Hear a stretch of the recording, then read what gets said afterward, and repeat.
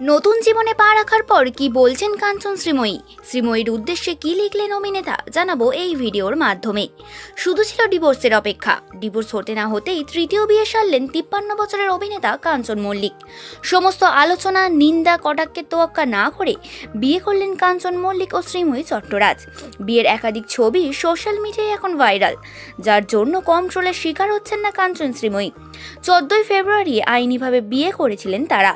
সেই দিন জানিয়েছিলেন কিছুদিনের মধ্যে সামাজিকভাবে বিয়েটাও সেরে ফেলবেন দুজনে। 2রা মার্চ দুই পরিবার ও আত্মীয়দের উপস্থিতিতে 4 হাত এক হলো তাদের। দক্ষিণ কলকাতার একটি অভিজাত ক্লাবে বসেছিল বিয়ের আসর। বিয়ের রাতে শ্রীময়ীর পরনে ছিল লাল রঙের বেনারসি, সঙ্গে গা ভর্তি গয়না।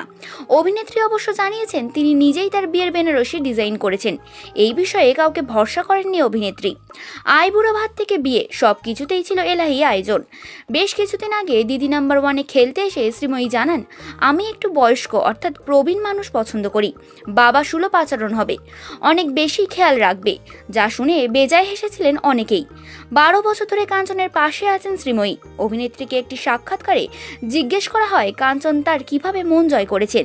তিনি জানান, কাঞ্চন তো দারুণ কথা বলতে পারেন, সেই কথার জাদুতেই আমাকে পটিয়ে ফেলেছেন তিনি। 6 তারিখ রিসেপশন তাদের।